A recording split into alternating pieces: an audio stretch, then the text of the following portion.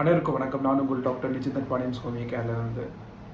நான் இப்போ இந்த வீடியோ பதிவில் பேச போகிற கருத்துக்களில் நிறைய பேருக்கு முரண்பாடுகள் இருக்கலாம், இல்லை நம்பிக்கை கூட இல்லாமல் இருக்கலாம், இல்லை நான் சயின்ஸை மட்டும்தான் கம்ப்ளீட்டாக நம்புவேன், இதிலலாம் எனக்கு உடன்பாடு கிடையாது அப்படின்னு கூட இருக்கலாம். அவங்களுக்கு இதில் நம்பிக்கை இல்லை, உடன்பாடு இல்லை அப்படின்னா நான் சொல்ல போகிற கருத்துக்களை நீங்கள் ஏற்றுக்க வேண்டிய அவசியம் இல்லை. இதில் நாம் நிறையா பேர் அடிக்கடி ஹெல்த் செக்அப் அப்படின்னு ஒரு விஷயத்தை பண்ணுவோம், இல்லாட்டி ஒரு ரத்த பரிசோதனை, பிளட் இன்வெஸ்டிகேஷன் அப்படி கூட சொல்லலாம். இதில் யாரெல்லாம் நினச்சி பார்த்துருக்கீங்க, இல்லை யோசிச்சு பார்த்துருக்கீங்க? இந்த பிளட் இன்வெஸ்டிகேஷன் இருக்கிற அளவுகள்லாம் யார் நிர்ணயம் பண்ணுறா? யூஸ்வலாக WHO இதோட கைட்லைன்ஸ் ரிலீஸ் பண்ணும், இவ்வளோ தான் இருக்கணும், அப்படி இருந்தால் தான் அவங்க நார்மல் அப்படின்னு சொல்லிட்டு. இதை யாருக்கெல்லாம் பார்த்து இவங்க அதை முடிவு பண்ணுறாங்க? எந்த வகையான மக்கள், அவங்க எந்த டெம்பரேச்சரில், எந்த தட்பவெப்ப நிலையில் இருக்காங்க, எந்த மனநிலையில் இருக்காங்க, எந்த மாதிரி உணவு எடுத்துக்கிறாங்க அப்படிங்கிறத பொறுத்து அவங்க நிர்ணயம் பண்ணுறாங்க. அவங்களுக்கு பொருந்துறது நம்மள மாதிரி ஆட்களுக்கெல்லாம் இது சரியாக வருமா அப்படிங்கிற ஒரு கேள்வி உங்களுக்கு வந்துருந்துச்சு இது வரைக்கும் அப்படின்னா நீங்கள் ஒரு சரியான சிதறில் இருக்கீங்கன்னு ஒரு அர்த்தம். நான் பார்த்த ஒரு அனுபவம், ஒரு ஃபீமேல், ஒரு பெண் நம்மக்கிட்ட வராங்க. அவங்க ஒரு பிளட் இன்வெஸ்டிகேஷன் கொண்டு வராங்க. ஹீமோகுளோபின் அளவு பார்த்தீங்கன்னா ஒரு 6 இருக்குது அவங்களுக்கு.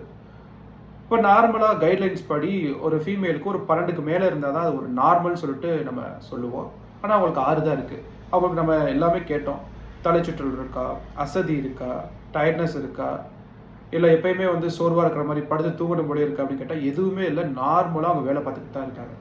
சரி, அதுக்கப்புறம் ரத்த சோகையை தீர்க்கறதுக்காக மருந்துகளை நம்ம கொடுத்து அனுப்பிச்சிட்டோம். ஒரு 2 நாள் கழிச்சு நம்மளுக்கு தகவல் வருது, நம்ம கேட்ட ஒவ்வொரு அறிகுறிகளுமே அவங்களுக்கு இருக்குது, எனக்கு இப்போ வர ஆரம்பிச்சிருக்கு அப்படின்னு சொல்ல ஆரம்பிக்கிறாங்க.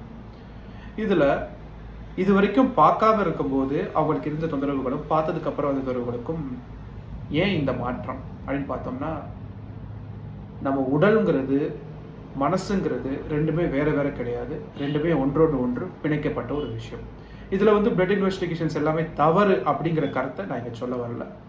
அதுதான் உண்மை, அது மட்டும்தான் நம்மளுடைய வாழ்க்கையை நிர்ணயம் பண்ணுறது, இனிமேல் நம்ம போகிற வாழ்க்கை இப்படி தான் இருக்கும் அப்படிங்கிற அந்த தேவையற்ற சிந்தனைகள், தேவையற்ற பயம் இதில் இருக்கக்கூடாது அப்படிங்கிறது தான் என்னுடைய கருத்து.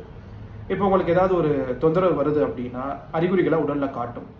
அதை போய் நம்ம பரிசோதனை பண்ணி பார்த்தோம், ஸ்கேன் பண்ணி பார்த்தோம் அப்படின்னா ஏதாவது ஒரு தொந்தரவு இருக்குது அப்படின்னு வந்துருச்சு அப்படின்னா அதுக்கு என்ன பண்ணலாம் அப்படிங்கிறத மட்டும் நம்ம முடிவு பண்ணணும். முக்கியமாக நம்ம லைஃப் ஸ்டைல், நம்மளுடைய வாழ்வியல் முறையை மாற்றணுமா, உணவு முறையை மாற்றணுமா, இல்லை நம்ம எப்போயுமே பயத்தில் பதட்டத்தில் இருக்கோமா அதை மாற்றணுமா, எதுக்கு தேவையான கவலைப்படுறோம் அதை மாற்றணுமா அப்படிங்கிற விஷயங்களை ஃபாலோ பண்ணி அதை மாற்றக்கூடிய விஷயங்களில் நம்ம ஈடுபடுமே தவிர, இந்த மாதிரி எனக்கு வந்துருச்சு, இந்த அறிகுறி எனக்கு கூடிருச்சு, இந்த அளவு எனக்கு கூடிருச்சு அப்படிங்கிற அந்த பயத்தில் இருந்தோம் அப்படின்னா அந்த நோய்க்குறிகள் அதிகப்படுத்த தான் செய்யுமே தவிர அது நம்மளுக்கு குறைக்காது.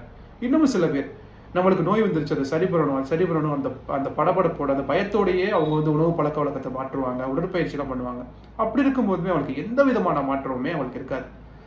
ஸோ முடிஞ்ச அளவுக்கு ஒரு இன்வெஸ்டிகேஷன்ஸ்குள்ளே போகிறீங்க அப்படின்னா அதுதான் உண்மை அப்படின்னு நம்புறதை காட்டிலும், நாம் இந்த அளவுகோல் நம்மளுக்கு வந்திருக்கு, நம்மளுக்கு அறிகுறி வந்திருக்கு, இதுக்கு நம்ம என்ன பண்ணலாம் அப்படிங்கிற எண்ணத்தில் மட்டும் நீங்கள் அதை முழுக்க நம்புறது ஹோமியோபதி மருத்துவம்.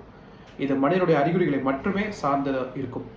அப்படி பார்க்கும்போது எதுதான் கரெக்டான அளவுகோல் ஒரு மனிதனுக்கு அப்படின்னு பார்த்தோம்னா எதுவுமே இங்கே கிடையாது.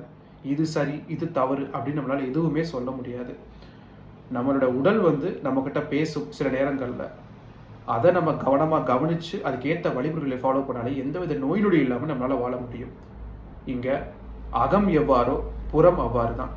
ஸோ தேவைப்படுறவங்களுக்கு இந்த குறிப்பை நீங்கள் பகிருங்க. நெக்ஸ்ட் குரூப்பில் வேறு ஏதாவது விஷயங்கள், வேறு ஏதாவது பற்றி தொடர்ந்து பார்க்கலாம். நன்றி.